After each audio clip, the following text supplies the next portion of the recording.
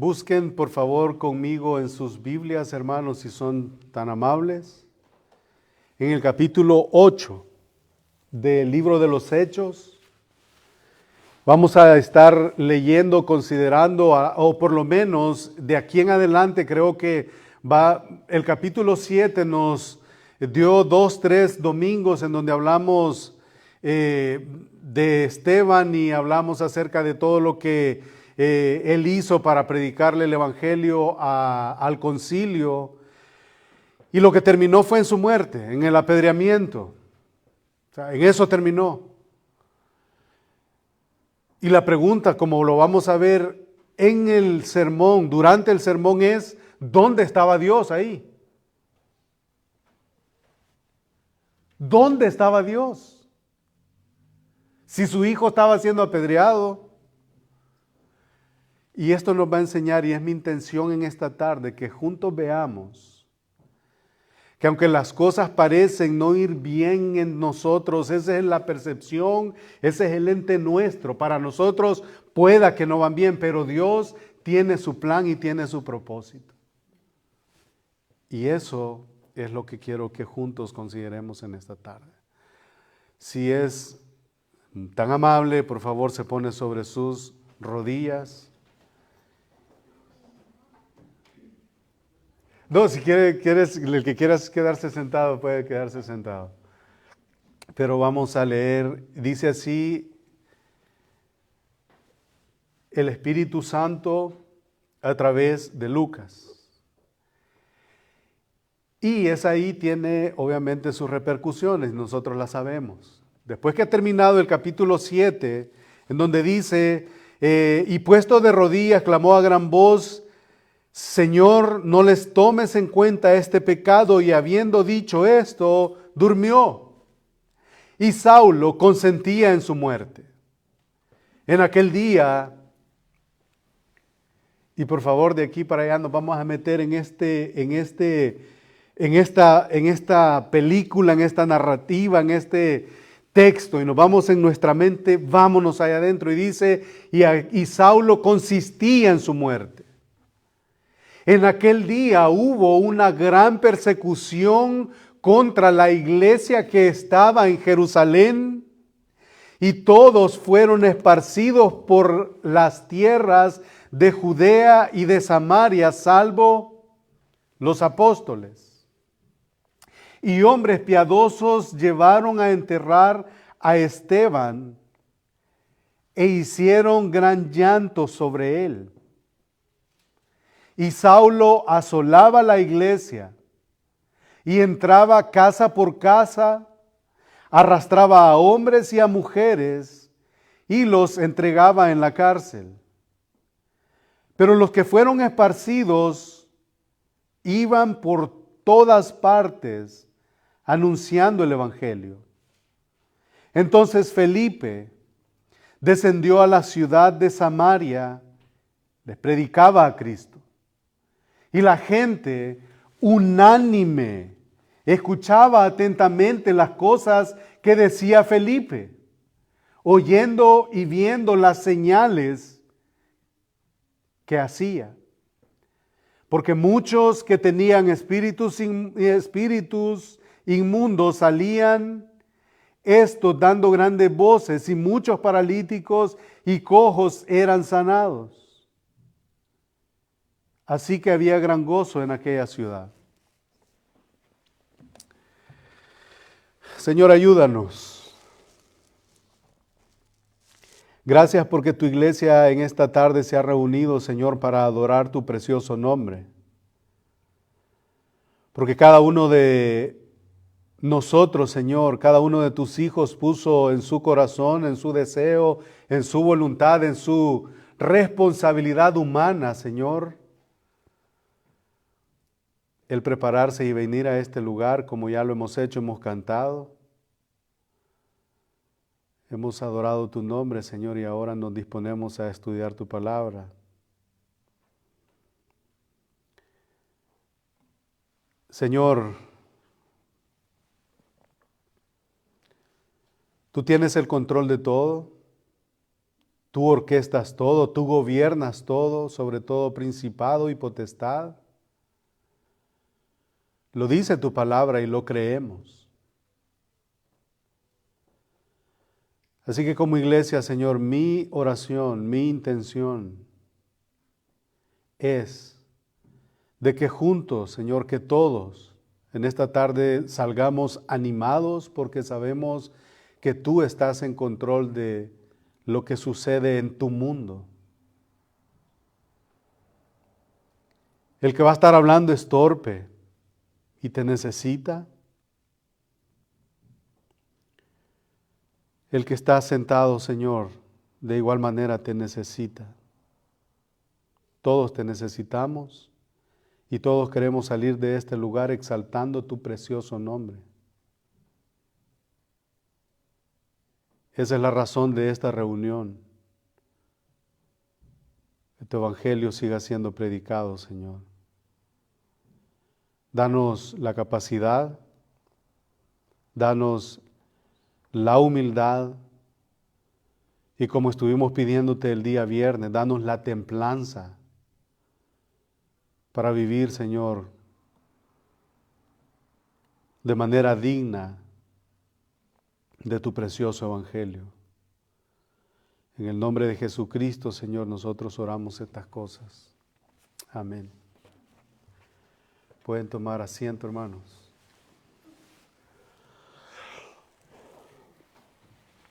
Yo no sé si ustedes cuando estaban pequeños, hombres y mujeres, cuando estaban pequeños,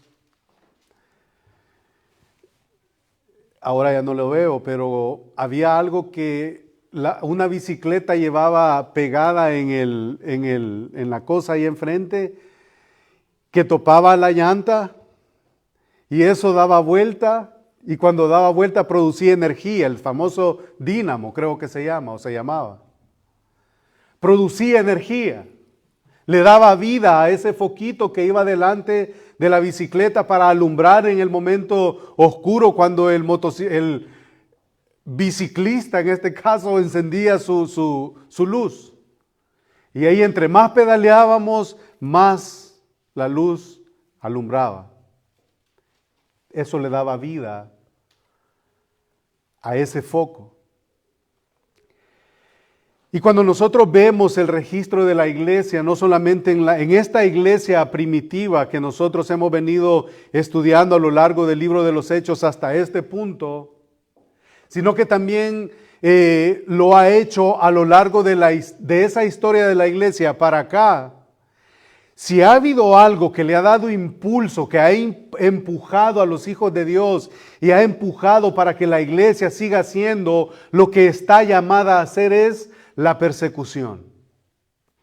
La persecución es la fuente con la cual la iglesia camina. ¿Y por qué digo yo eso?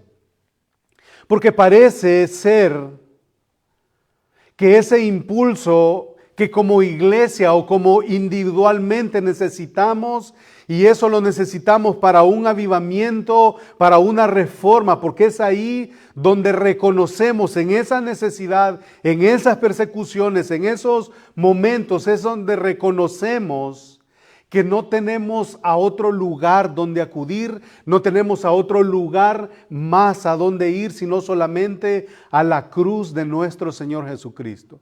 Cuando tenemos alguna dificultad difícil, yo no sé si usted lo ha pasado por mi vida últimamente, que yo he dicho o he pensado, ¿a dónde más voy?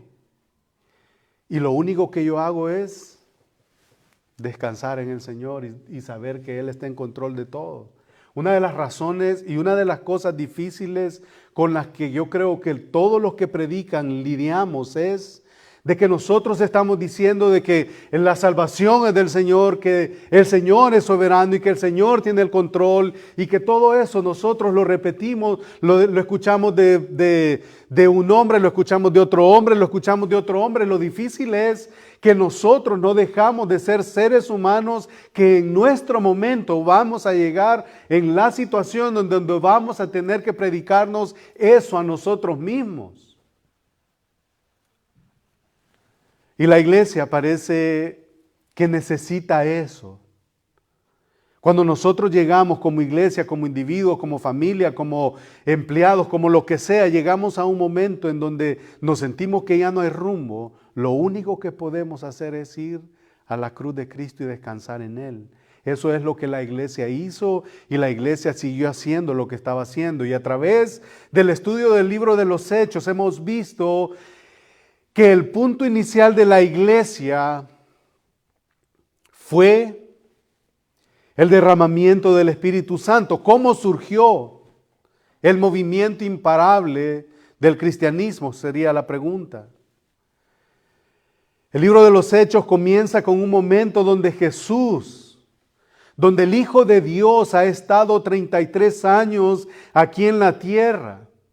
Ha vivido como un ser humano, como cualquiera de nosotros, lo ha hecho sin pecado. Tenemos que reconocer eso. En donde Él asciende al cielo después de haber llevado a cabo su obra que el Padre había orquestado desde la eternidad pasada. Y el momento en el que Él asciende, también el Espíritu Santo, la tercera persona de la Trinidad, desciende. Y esto es hermoso. Jesús asciende a los cielos. El Espíritu Santo desciende a la tierra y lleva a cabo la labor de santificación en los que hemos creído en Cristo. Es el dínamo nuestro. ¿Y dónde comienza todo? ¿Dónde comienza la vida cristiana suya? ¿Dónde comienza mi vida cristiana? ¿Dónde comienza todo eso? Todo comienza cuando usted y yo tenemos la experiencia con la tercera persona de la Trinidad, con el Espíritu Santo, y en el momento que Él desciende a la tierra es donde la iglesia nace. ¿Se acuerdan el inicio? ¿Cómo da inicio esto? Como dijimos al inicio del estudio del libro, que hay varios argumentos de dónde la iglesia nace. Algunos se van hasta Abraham. Algunos tienen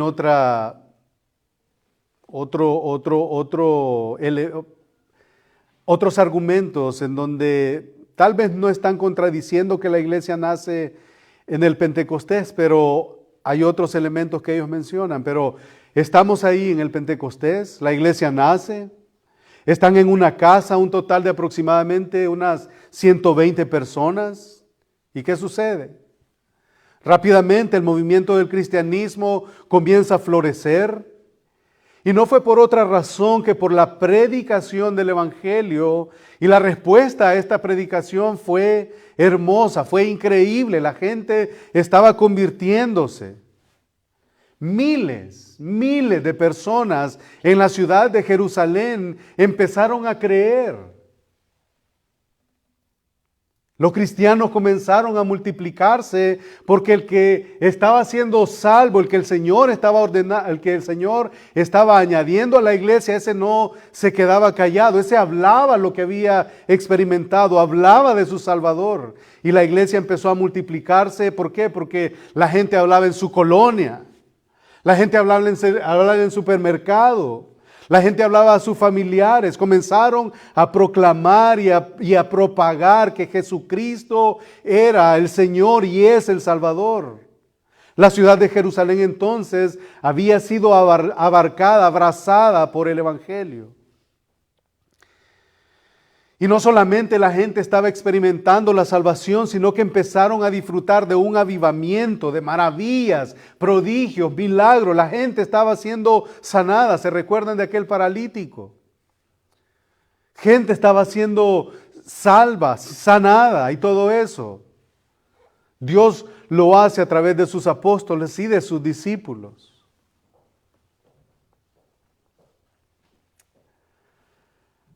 Todo ha marchado con momentos agradables en la iglesia hasta este momento, pero también han habido momentos difíciles para los cristianos, para los nuevos creyentes. Y aquí en el capítulo 8, que vamos a iniciar en esta tarde, o estamos iniciando, todo da un giro importantísimo, significativo.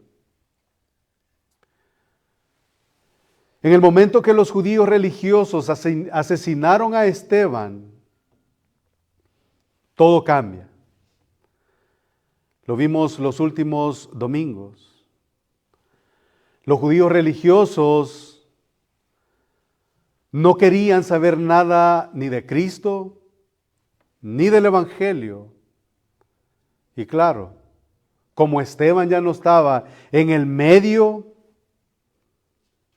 todos empezaron, pienso yo, a argumentar. A esto se terminó el movimiento de este hombre y de los otros que ya habíamos metido preso y de los otros que ya habíamos apaleado, se terminó. Esteban empezó a predicar como diácono de la iglesia, los judíos se levantaron en contra de él y la Biblia nos dice que lo asesinaron a pedradas.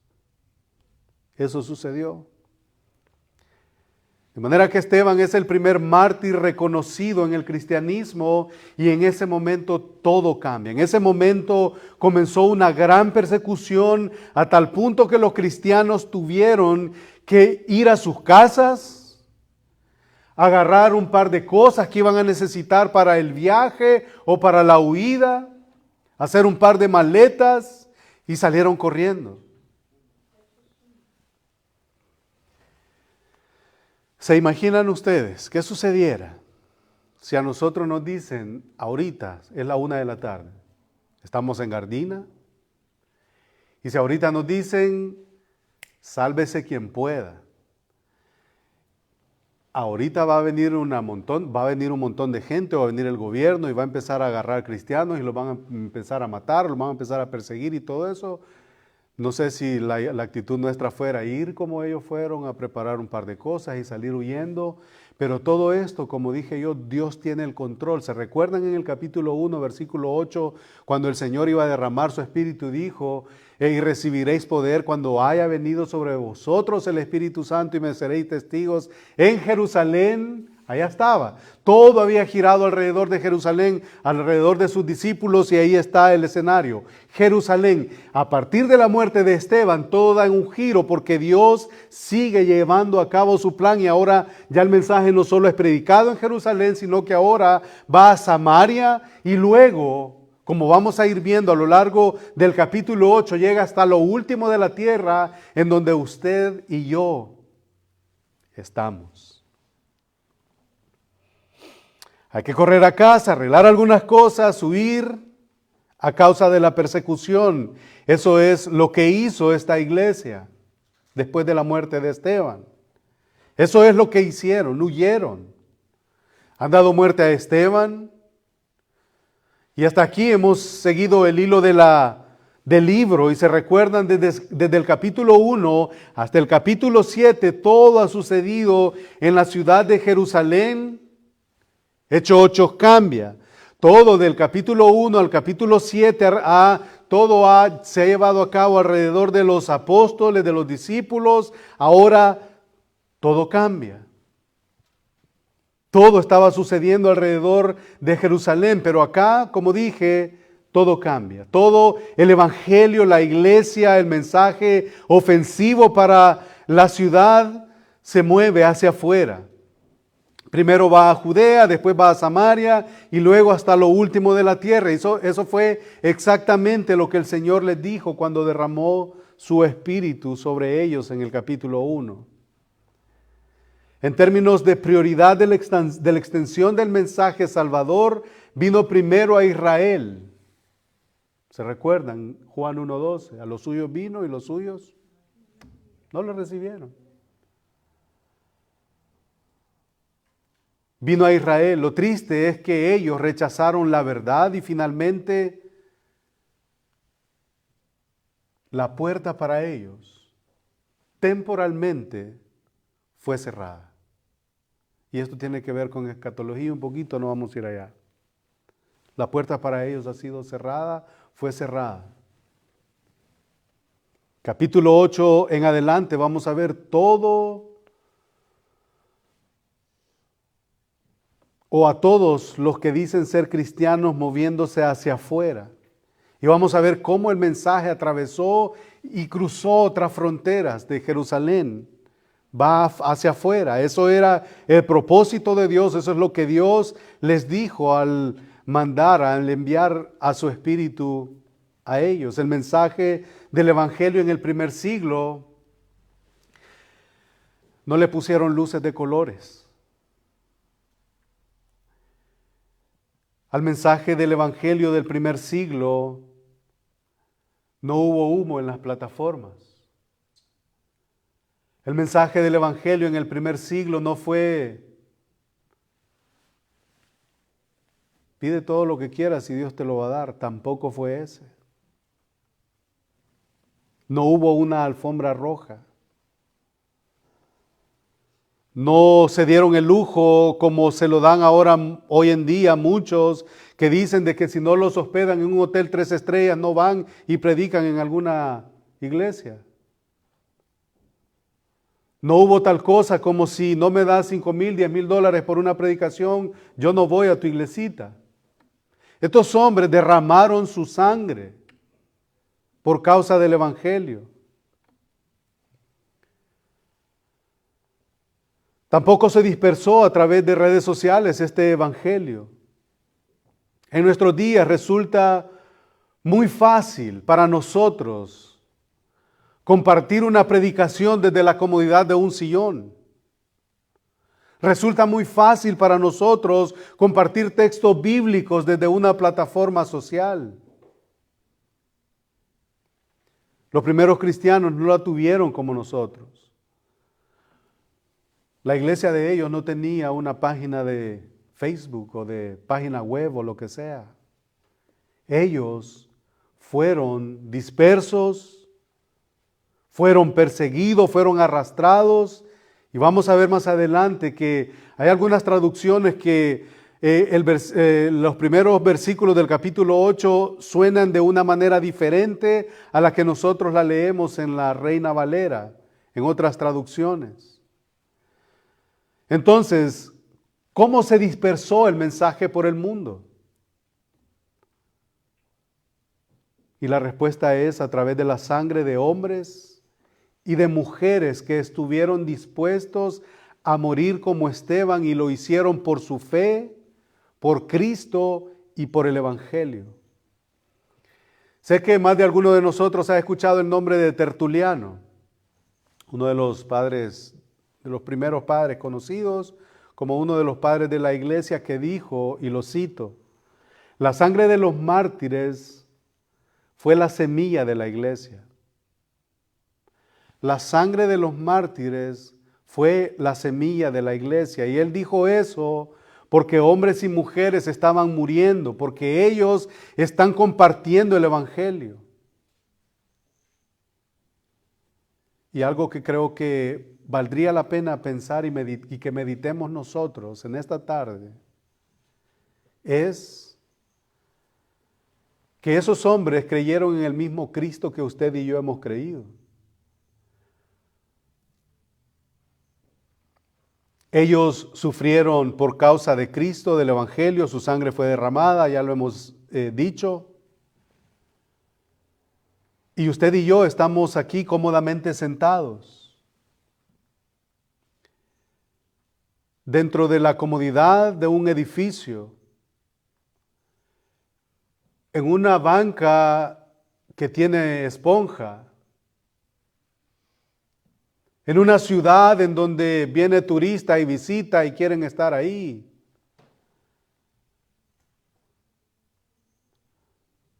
Y nosotros muchas veces no somos conscientes de cuánta gente ha muerto para que usted y que yo tengamos un ejemplar de la Biblia en nuestras manos. No somos conscientes. Nosotros no somos conscientes todo el sufrimiento que hermanos han soportado a lo largo de los siglos para que creamos en Dios, para escuchar la palabra de Dios, para que el mensaje haya sido extendido hasta nosotros. Nosotros estamos cómodamente aquí en el nombre del cristianismo, porque a lo largo del tiempo han habido hombres y mujeres dispuestos a morir por causa de que el evangelio avance.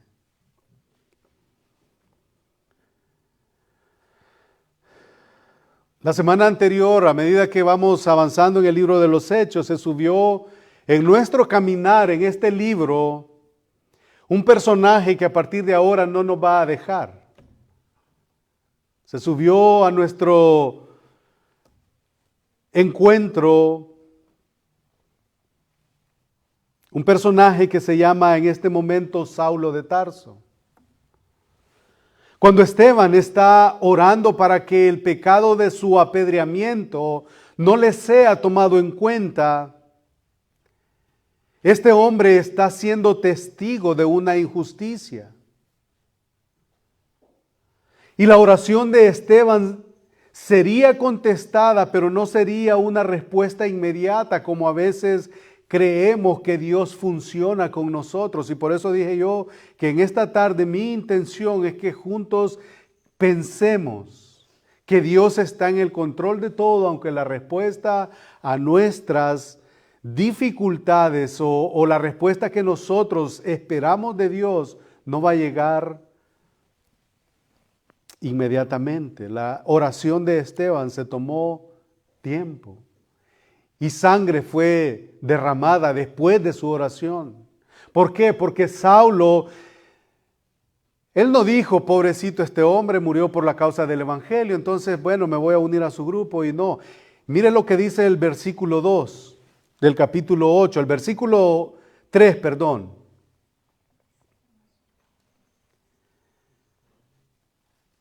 Saulo, el versículo 1 dice, y Saulo consentía en su muerte. Y mire lo que dice, en aquel día hubo una gran persecución contra la iglesia que estaba en Jerusalén, y todos fueron esparcidos por las tierras de Judea y de Samaria, salvo los apóstoles. Eso es lo que sucedió. Cuando Esteban está orando para que el pecado de su apedreamiento no le sea tomado en cuenta, aquí está este hombre. La oración de Esteban sería contestada, pero antes de que esa oración sea contestada, lo único que desató la muerte de este hombre fue persecución. Persecución. Y lo que iba a suceder es que esa persecución tomaría fuerza. Este hombre fue considerado, Saulo de Tarso, fue considerado como el enemigo número 1 del cristianismo. El enemigo público. Si se le preguntaba a algún cristiano si había alguien a quien le tenían miedo de la iglesia primitiva, ¿de quién se esconderían si lo vieran? ¿Con quién no te quisieras encontrar en la calle si vas caminando ahí? ¿Con quién no te quisieras encontrar? La respuesta era, con Saulo. No me quiero encontrar con este tipo.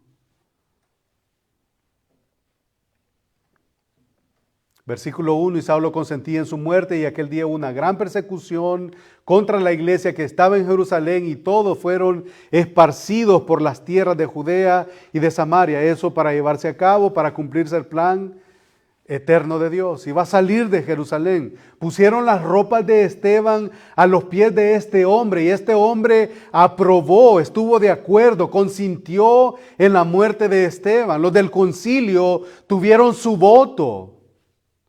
Y la causa era porque él creía en Cristo y porque él predicaba el evangelio de ese Cristo. Saulo no solamente estuvo de acuerdo, él también estaba disfrutando, se estaba deleitando de la muerte de Esteban, porque si otra cosa hubiera sucedido, él no hubiera arreciado su ataque en contra de la iglesia. Y no es de suponer que ellos dieron por sentado que habían puesto fin a tan ofensivo movimiento del cristianismo. Vámonos para la casa, comamos bien y después vamos al templo y sigamos con lo nuestro pudieron haber pensado ellos o pudiéramos pensar nosotros, pero no, de ninguna manera no es lo que sucedió, y lo único que eso trajo fue una fiera persecución. ¿Qué dice el texto? Vamos por todos. Si ya empezamos por Esteban, vamos por los demás.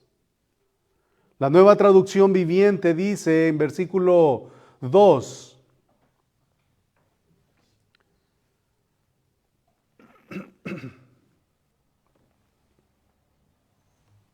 versículo 1, perdón. Ese día comenzó una gran, fíjense las palabras de esta versión, como que dramatiza más el caso. En ese día comenzó una gran ola de persecución que se extendió por toda la iglesia de Jerusalén, y todos los creyentes, excepto los apóstoles, fueron dispersados por las regiones de Judea y de Samaria. Entonces, vamos a ver algunos puntos que podemos detectar en este texto. Y lo primero, y con lo que creo que vamos, y va a ser suficiente para esta tarde, es la gran persecución contra la iglesia que estaba en Jerusalén. Mire cuál era la labor de este hombre que se había tomado muy en serio el odio en contra de los cristianos. Versículo 3.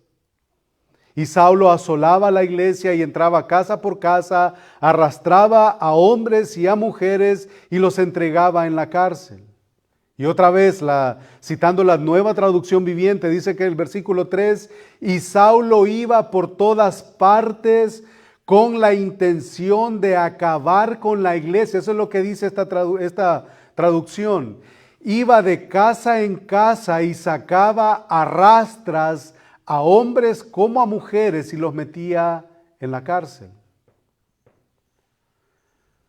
Y regresando un poquito, se dan cuenta a veces cuando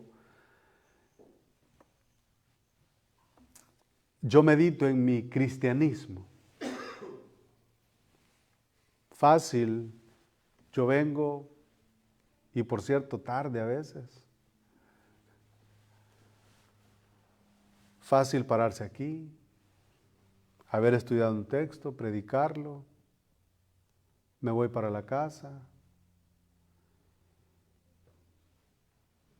No hay sufrimientos, no hay penurias por causa del Evangelio. Si alguien me hizo algo, me quejo. Si las cosas no funcionan como yo creo que deberían funcionar, estoy inconforme. O sea, de que esto de la iglesia a mí me tiene que llevar a meditar en cómo yo estoy viviendo mi vida cristiana. Estos hombres sufrieron. Estas mujeres fueron arrastradas. Estos hombres, estas mujeres fueron metidas a la cárcel.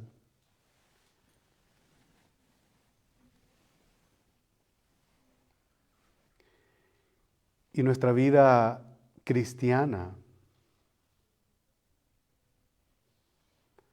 no tiene implicaciones. Me quejo por esto, me quejo por lo otro, no estoy contento con esto. Cuando nuestra mentalidad o nuestro deseo debería de ser, Señor, quiero predicar tu palabra, quiero predicar el Evangelio, quiero compartir con otro. Porque pudiéramos tirar una preguntita que creo que todos vamos a salir inquietos. ¿De cuántas inconformidades familiares, económicas, eclesiásticas nos hemos quejado en esta semana? Pero preguntémonos, ¿a cuántos le hablamos del Evangelio en la semana?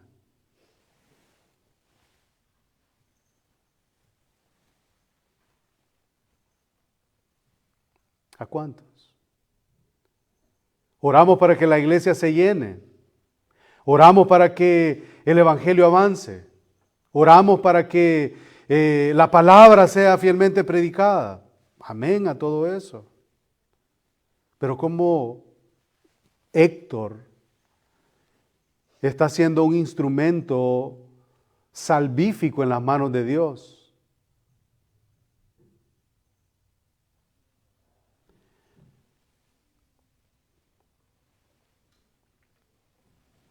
Este hombre se calcula que tenía entre 30 y 40 años de edad, Saulo. Y tenía un solo objetivo, un deseo en el corazón, y era eliminar a la iglesia de Cristo. Quería matar a los cristianos, quería cerrar iglesias. Él odiaba todo lo que olía a Cristo. Él escuchaba la palabra Cristo en su corazón y en sus oídos, y su corazón ardía. Y si estamos juntos en el texto y vemos lo que está pasando, ¿no le surge a usted la pregunta: ¿dónde está Dios en todo esto? ¿Dónde está Dios cuando la iglesia está siendo perseguida? Señor, ¿acaso no estás viendo que están entrando en la casa de tus hijos y se los están llevando presos? ¿Acaso no estás viendo que ahí acaban de apedrear a uno que estaba predicando tu nombre, tu evangelio, tu cruz, que era su Salvador? ¿Dónde estás? Bueno, al final del capítulo 7 nosotros estuvimos leyendo que cuando Esteban vio al Señor sentado a la diestra del Padre. Bueno, el Señor seguía estando ahí.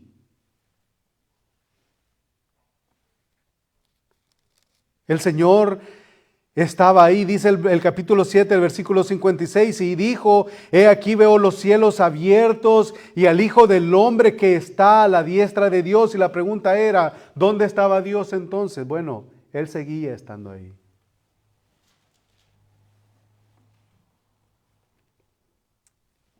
Él está donde Esteban lo vio. Él estaba sentado en su trono. Y esa es la misma pregunta cuando viene una prueba grande a su vida y a la mía.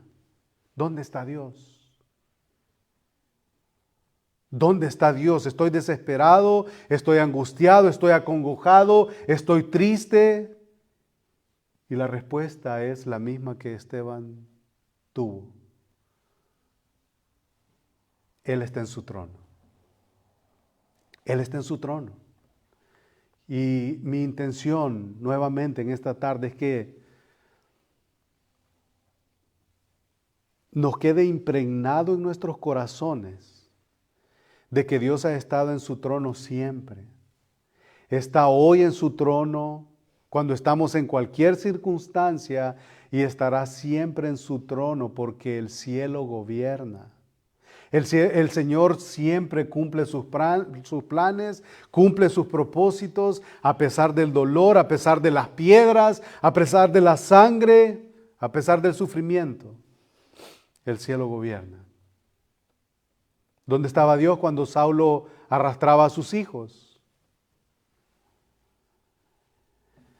Al leer el texto parece que los enemigos del cristianismo están avanzando. Parece ser. Pero no perdamos de vista que Dios está permitiendo esto para llevar a cabo su plan. Ustedes recuerdan cuál fue el último mandato que el Señor dio a sus discípulos en Marcos capítulo 16, versículo 15. Y les dijo: id por todo el mundo y predicad el evangelio a toda criatura. La Biblia dice eso. ¿Quién necesita un estudio teológico para interpretar esto? ¿Quién estudia clases para interpretar esto? Id por todo el mundo y predicar el evangelio a toda criatura. Aquí no necesitamos hermenéutica, homilética, no necesitamos otra cosa más que leer el texto y aplicar el texto. Id por todo el mundo y predicar el evangelio. La misión de Dios para esta y para todas las iglesias donde se reúnen sus hijos es: vayan, prediquen, vayan, prediquen. De hecho, antes de ascender al cielo, vemos que el mandato del Señor Jesucristo a su naciente iglesia en el capítulo 1, versículo 8, como ya lo cité, dice: pero poder cuando haya venido sobre vosotros el Espíritu Santo y me seréis testigos en Jerusalén, en toda Judea, en Samaria y hasta lo último de la tierra. Él antes de irse los reúne y les dice, sé que tienen miedo. Sé que ustedes son temerosos, son carne, son humanos, son falibles, tienen pena. ¿Ustedes tienen miedo para predicar? ¿Ustedes tienen pena de predicar? ¿Les tiemblan las piernas cuando predican o cuando le van a compartir el evangelio a alguien? Bueno, les voy a mandar a mi espíritu para que hablen de mí. Y Él nos sigue diciendo que tenemos que hablar de Él. Y la pregunta es, ¿lo estoy haciendo? ¿Lo estamos haciendo? La Biblia dice también en 1 de Pedro capítulo 2 versículo 9, vosotros sois linaje escogido, real sacerdocio, y todo está muy bien, bonito. Muy bonito, muy más. Vosotros sois linaje escogido, real sacerdocio, nación santa, pueblo adquirido por Dios, para que anunciáis. Ese sí, hasta adquirido por Dios, hasta ahí está bien, pero de aquí para allá como que no mucho me gusta. Para que anunciéis las virtudes de aquel que os llamó de las tinieblas a su luz admirable. Predica el evangelio. La Biblia también dice inmediatamente después de las bienaventuranzas en el capítulo 5 de Mateo, pero lo dice del versículo 13 al 16, vosotros sois la sal de la tierra. Pero si la sal se desvaneciere, ¿con qué será salada? No sirve más para nada, sino para ser echada fuera y hollada por los hombres. Va a ser pateada. Y sigue diciendo, vosotros sois la luz del mundo. Una ciudad asentada sobre un monte no se puede esconder. Ni se enciende una luz y se pone debajo del almud, sino sobre un candelero y alumbra a todos a los que están en casa. Y ahí está el mandato, así alumbre vuestra luz delante de los hombres para que vean vuestras buenas obras y glorifiquen a vuestro Padre que está en los cielos. ¿Cuál es esa luz que usted y yo tenemos? Hermanos, no es su habilidad ni la mía, no es su conocimiento ni el mío, no son sus logros ni los míos, no es su fama ni la mía. Es la esperanza para el alma perdida, el mensaje poderoso que puede rescatar a los hombres del infierno, y eso es el evangelio. La Biblia también dice en capítulo 10 de Romanos 10, versículo 14 y 15. ¿Cómo pues invocarán a aquel en el cual no han oído? ¿Y cómo creerán en aquel que no han oído? Que no han creído, perdón. ¿Cómo pues invocarán en aquel en el cual no han creído? ¿Y cómo creerán en aquel de quien no han oído? ¿Y cómo oirán sin haber quien les predique? El mandato lo encontramos una y otra vez. Versículo 15.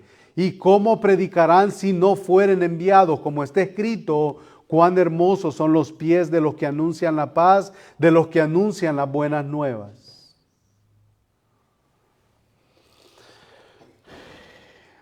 El mensaje del evangelio tuvo un cambio radical desde el punto en donde Esteban fue martirizado. El cambio significó en que en el plan de Dios tenía que avanzar. El mensaje va hacia afuera hoy. Y vamos a ver a un hombre que se está levantando en contra de la iglesia. Y hombres piadosos, dice el versículo 2, llevaron a enterrar a Esteban. Y esto también para mí despertó una pregunta.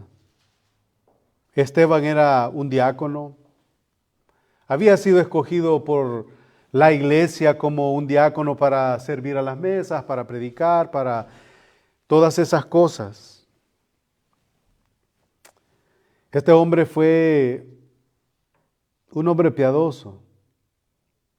Y el resultado de su vida piadosa fue que otros hombres, igual que él, de piadosos, lo llevaron a enterrar y mostraron un profundo dolor sobre su cuerpo. Hicieron un gran llanto sobre él. Eso es el resultado de una vida piadosa. Hace como un año yo me acuerdo que pregunté, no me recuerdo si estábamos, no sé cómo fue, pero yo pregunté, ¿cómo quiero ser recordado? ¿Cómo quiero ser yo conocido? ¿Será que cuando yo me muera van a llorar de felicidad? ¿O van a llorar de tristeza porque un hermano suyo ha partido? ¿Será que cuando uno de ustedes vaya a la presencia del Señor vamos a sentir ese sentir que tuvieron estos hermanos? ¿Cómo queremos ser recordados? ¿Cómo queremos ser conocidos? Y este hombre fue una tragedia para estos hombres. Hicieron un gran llanto sobre él, pero la cosa no termina ahí. Saulo asolaba la iglesia y entrando casa por casa arrastraba a hombres. Arrastra, dice la Nueva Traducción Viviente, casi es lo mismo, a hombres y a mujeres a los cuales entregaba en la cárcel. Y aquí es donde el mensaje empieza a florecer fuera de Jerusalén, versículo 4. Pero los que fueron esparcidos iban por todas partes anunciando el evangelio. El mensaje no fue algo que les silenció, el mensaje, la persecución no fue algo que ellos sintieron, los hizo sentir miedo. No, ellos dicen que iban por los cuales fueron esparcidos, iban por todas partes anunciando el evangelio. Y aquí aparece en escena nuevamente otro hombre. Entonces Felipe, descendiendo a la ciudad de Samaria, y está la Samaria, en donde Dios llevando a cabo su plan. Entonces descendió a la ciudad de Samaria y les predicaba a Cristo. Ahí está, y me seréis testigos. Felipe estaba predicando ahí.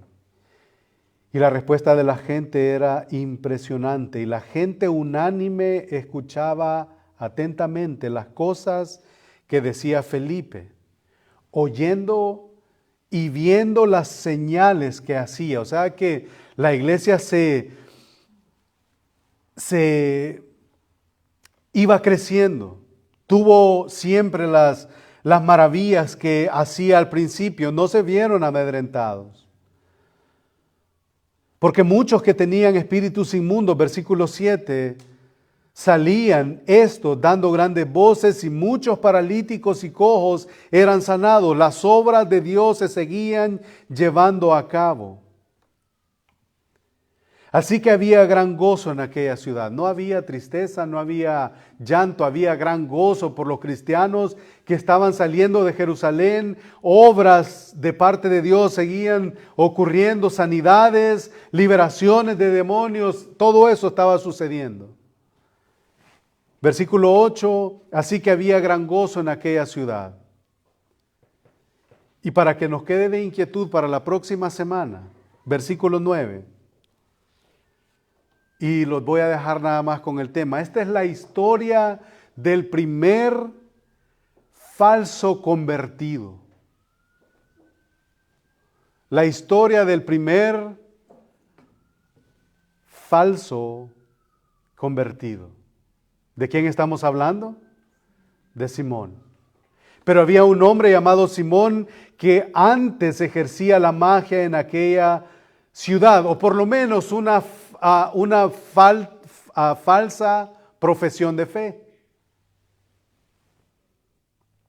Pero había un hombre llamado Simón que antes ejercía la magia en aquella ciudad y había engañado a la gente de Samaria, ahí donde Felipe anda predicando, donde las maravillas se andan llevando a cabo, donde el Espíritu Santo está haciendo las maravillas, sanando, liberando y todo eso, haciéndose pasar por un grande, o sea, haciéndose pasar por un grande, haciéndose pasar por uno de los apóstoles, de los discípulos. Versículo 10, a este oían atentamente todos. La gente siempre anda buscando lo novedoso, siempre anda buscando lo grande, siempre anda buscando lo sobrenatural. A este oían atentamente todos. Desde el más pequeño hasta el más grande tenía poder de persuasión el hombre, diciendo, este es el gran poder de Dios. Y le estaban atentos porque con sus artes mágicas les había engañado mucho tiempo.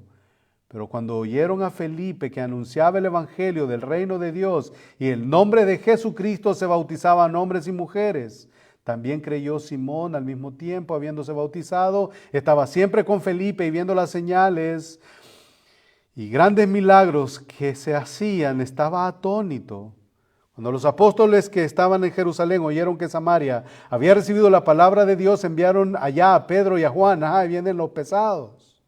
Los cuales, habiendo venido, oraron por ellos para que recibieran el Espíritu Santo. Y este versículo lo vamos, cuando lleguemos ahí, lo vamos a ver detenidamente, porque cómo es de que ya habían creyentes, ya era gente salva, pero vino Pedro y Juan y oraron para que recibieran el Espíritu Santo. ¿Cómo es eso? Wait a minute. ¿Verdad? Preguntas para que lo estudien y vayamos a la casa y investiguemos un poco y que juntos para entonces lleguemos a la conclusión. Entonces, los cuales, versículo 15, habiendo venido oraron por ellos, versículo 16, porque aún no había descendido sobre ninguno de ellos, sino que solamente habían sido bautizados en el nombre de Jesús. Y ahí vamos a ver el relato que vemos de Simón. Hermanos, Esteban fue apedreado, fue muerto. El mensaje del evangelio tenía que salir de Jerusalén y lo hizo, porque Dios había dicho que el mensaje del evangelio iba a ser predicado no solamente en Jerusalén, sino también en Samaria, en toda Judea, en Samaria y hasta lo último de la tierra. Y la pregunta es, como la hice hace un rato, ¿dónde estaba Dios en esto? Dios está en su trono. Dios está en su trono. Estuvo en su trono cuando Esteban estaba ahí. Estuvo en su trono cuando Saulo perseguía a la iglesia. Y Él está en su trono en cualquier circunstancia que usted y yo estemos. Calma, paciencia, oración. Pueblo mío, dice el Señor. Calma, confianza. Orémosle al Señor para que Él nos dé el entendimiento y la capacidad de entender de que a pesar de todo lo que pueda estar sucediendo, pedradas, sangre, problemas, demandas, enfermedades, lo que sea, Dios tiene el control. Dios tiene el control. Usted no lo tiene, yo peor, Dios lo tiene. Vamos a orar.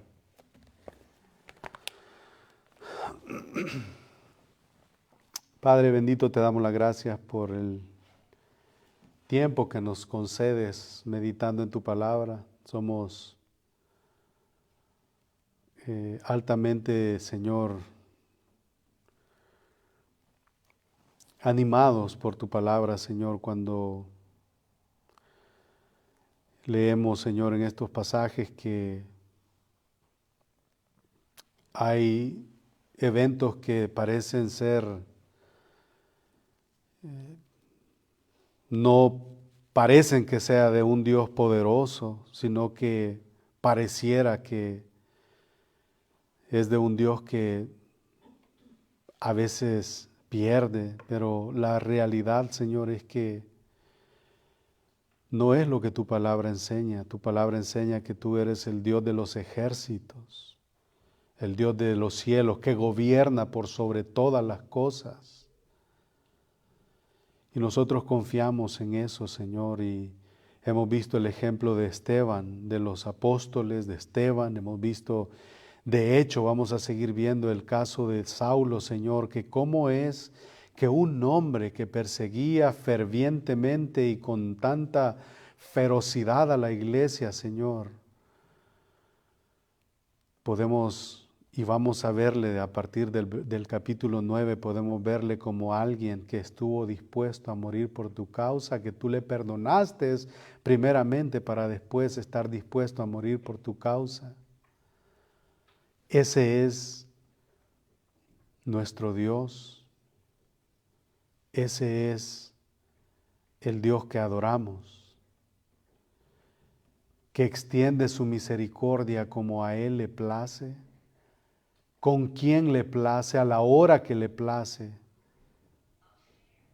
Gracias, Señor, por mostrarte así a nosotros. Y lo que es más, Señor, gracias porque nosotros no éramos mejor que Saulo. Nosotros, Señor, no éramos mejor que este hombre. Y nos perdonaste. Nos has salvado. Has depositado tu Espíritu en nosotros, Señor, el cual nos capacita, el cual nos habilita, Señor, para vivir vidas que luchan en contra del pecado que nos asedia. Te agradecemos, Señor, por tu misericordia, por tu gracia, por tu bondad, por tu perdón, por tu salvación. Pedimos, Señor, por los debilitados, pedimos por los fortalecidos, por los enfermos, por los sanos, por los que tienen abundancia, como también los que padecemos necesidad. Pedimos, Señor, por todos. Porque sobre cada uno de ellos, Señor, tú gobiernas. Sobre todas las cosas, Señor, reconocemos que tú tienes el control. Pedimos, Señor, que tu palabra, Señor, sea una realidad en cada uno de nosotros. Oramos, Señor, por los méritos de tu Hijo Jesucristo que murió en la cruz del Calvario para salvar a los pecadores, de los cuales yo soy el primero. En el nombre de Jesús oramos. Amén.